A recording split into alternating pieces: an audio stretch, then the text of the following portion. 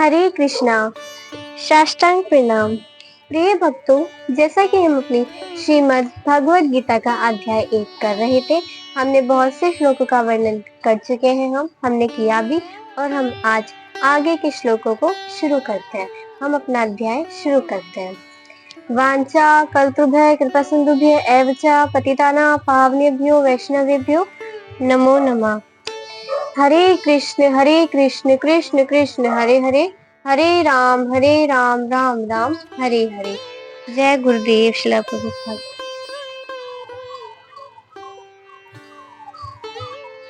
अध्याय 1 का श्लोक 26 इस प्रकार से है।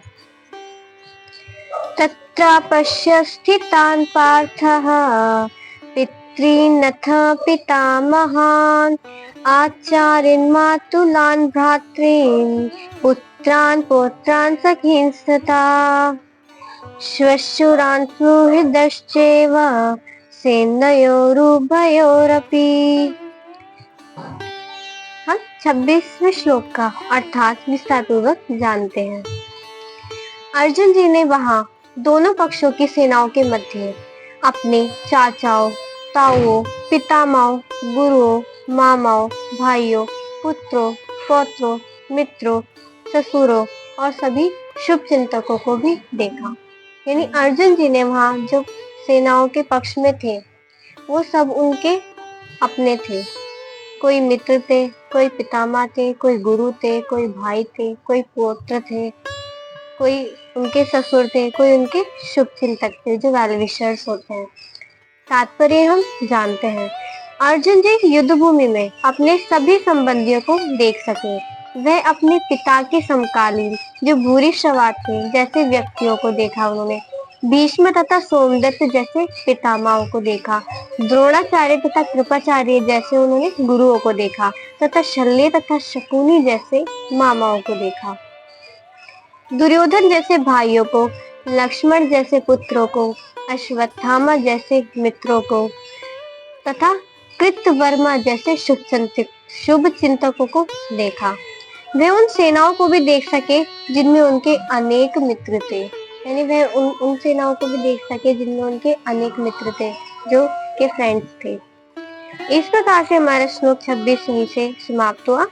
हम श्लोक 27 आगे से शुरू करते हैं। तान् समीक्ष्य कौन्तेय सर्वान् बन्धूनवस्थितान् कृपया पर्याविष्टो विषिदन्निदमब्रवीत्। हम श्लोक 27 को विस्तार पूर्वक जानेंगे। जब कुंती पुत्र अर्जुन जी ने मित्रों, संबंधियों की इन विभिन्न श्रेणियों को देखा, तो वे करुणा से अभिभूत हो गए और इस प्रकार बोले। यानी जब अर्जुन जी ने सभी अपने मित्रों, सगे संबंधियों को देखा, तो वो पूरी तरह से करुणा से अभिभूत हो गए और वो इस प्रकार बोले। अर्जुन उवाच दृष्ट्वेमं स्वजनं कृष्ण युयुत्सुं समुपस्थितं सीदन्ति मम गात्राणि मुखं च परिशुष्यति। अर्थात इस प्रकार से होता है। अर्जुन जी ने कहा, हे कृष्ण, इस प्रकार युद्ध की इच्छा रखने वाले अपने मित्रों तथा संबंधियों को देखा और अपने समक्ष उपस्थित देखकर, उन सबको अपने समक्ष उपस्थित देखकर मेरा शरीर कांप रहा है, मेरे जो मुंह है वो सूखा जा रहा है। यानी अर्जुन जी ने कहा कि इस प्रकार युद्ध की इच्छा रखने वाले मैंने अपने मित्र संबंधियों को अपने समक्ष उपस्थित देखा और उनको देखकर मेरा जो हृदय है वो करुणा से अभिभूत हो गया और मेरा शरीर के जितने भी अंग है वो कांपने लगे तथा मेरा जो मुख है वो सूखने लगा। ये सब कंपन उनका भौतिकता में था, क्योंकि वह मोह में थे। इसलिए हम विस्तार पूर्वक जानते तात्पर्य के साथ। यथार्थ भक्ति से युक्त मनुष्य में वे सारे सद्गुण आ जाते हैं जो सत्पुरुष या देवताओं में पाए जाते हैं।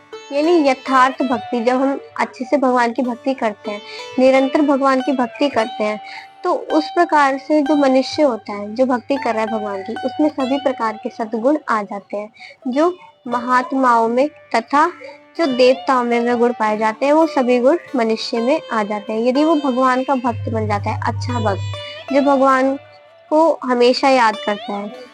जबकि अभक्त अपनी शिक्षा तथा संस्कृति के द्वारा, यानी जो भक्त नहीं है, अपनी शिक्षा तथा अपनी संस्कृति के द्वारा वह भौतिक योग्यताओं में, यानी भौतिक जो यहाँ पर उन्हें योग्यताएं जितनी भी लेनी है, कितना ही उन्नत क्यों ना हो, इन ईश्वरीय गुणों से वो विहीन ही रहेंगे जो भक्त के पास भगवान देते हैं भक्तों में। अतः स्वजनों, मित्रों तथा संबंधियों को युद्ध भूमि में देखते ही अर्जुन जी उन सबों के लिए करुणा से अभिभूत हो गए जिन्होंने परस्पर युद्ध करने का निश्चय किया था। यानी अर्जुन जी अपने सगे संबंधियों को देखकर करुणा आ गई उनके मन में, और पहले उन्होंने निश्चय किया था कि वह युद्ध करेंगे, परस्पर युद्ध करेंगे, जैसे वो करेंगे वैसे वो करेंगे। जहां तक उनके अपने सैनिकों का संबंध था, वे अपने सैनिकों के प्रति सदैव ही दयालु थे। जो अर्जुन जी हैं, वो अपने सैनिकों के प्रति तो सदैव ही दयालु रहते थे, किंतु जो विपक्षी दल यानी दुर्योधन के सैनिक हैं, उनकी भी आसन्न मृत्यु को देखकर उन पर भी दया का अनुभव करने लगे।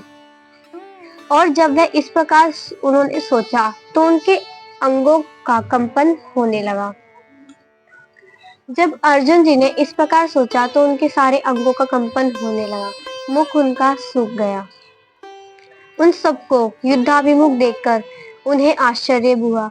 उनको अर्जुन जी को आश्चर्य हुआ कि मेरे अपने ही मेरे साथ युद्ध करने के लिए कितना उद्यत है, उत्साहपूर्ण है, दुर्योधन जैसे। तो उन्हें देखकर उन्हें आश्चर्य हुआ कि मेरे अपने आए हुए सब। प्राय सारा कुटुंब अर्जुन के सगे संबंधी उससे युद्ध करने आए थे। उनके जितने भी कुटुंब था पूरा, वो युद्ध करने अर्जुन जी से आए थे युद्ध भूमि में। तो सारा कुटुंब अर्जुन जी के सगे संबंधी ही थे जो उनसे युद्ध करने आए हुए थे। यद्यपि इसका उल्लेख नहीं है, किंतु तो भी सहज अनुमान लगाया जा सकता है कि न केवल उनके अंग कांप रहे थे, अपितु उनका मुंह भी सूखा जा रहा था अर्जुन जी का। वे दयावश रुदन कर रहे थे, और अर्जुन जी में ऐसे लक्षण किसी दुर्बलता के कारण नहीं थे। अर्जुन जी को दया आ रही थी, करुणा आ रही थी कि कितना महान संग्राम होने जा रहा है, और सारे अपने हैं, अपने सगे संबंधी हैं, तथा ये जो सैनिक हैं उनकी आसन ही मृत्यु होगी, क्योंकि उनके प्रति वे दयालु थे। तो ये सब जो उनके जो लक्षण थे, ये किसी भी प्रकार की दुर्बलता के कारण नहीं थे, ये लक्षण उनके अंदर दया के कारण थे, जो भगवान के भक्त का ही एक लक्षण है। और अर्जुन जी का जो हृदय था वो बहुत पवित्र था, कोमल हृदय था उनका, जो भगवान के शुद्ध भक्त का ही एक लक्षण है। अतः भागवतम में कहा गया है इस प्रकार से, यस्यास्ति भक्तिर्भक्त भक्ति किंचना सर्वगुणैस्तत्रय समासते सुरा हरा भक्तस्य कुतो महद गुणा मनोरथे नास्ति धावतो बहि। जो भगवान के प्रति अविचल भक्ति रखता है उसमें देवताओं के सद्गुण पाए जाते हैं, किंतु जो भगवत भक्त नहीं है उनके पास कितनी भी भौतिक योग्यता रहती है किंतु उसका कोई मूल्य नहीं रहता। यानी जो भगवान का भक्त होता है उसमें सभी प्रकार के सद्गुण व देवी जो देवताओं में गुण पाए जाते हैं वही भगवत भक्त में होते हैं, किंतु जो भगवत भक्त नहीं है उनके पास सभी भौतिक योग्यता होती है जिनका कोई भी मूल्य नहीं होता। इसका कारण यह है कि वे मानसिक धरातल पर तो मंडराते रहते हैं और ज्वलंत माया द्वारा अवश्य ही आकृष्ट होते हैं। इस प्रकार से हमारे कुछ श्लोक यहीं से समाप्त होते हैं।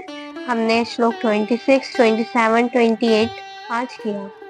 हम अपना अध्याय यहीं से समाप्त करते हैं और अगले श्लोकों से हम आगे के बारे में जानेंगे, श्लोकों के बारे में माध्यम से हम आगे के अध्याय को जानेंगे। हरे कृष्ण।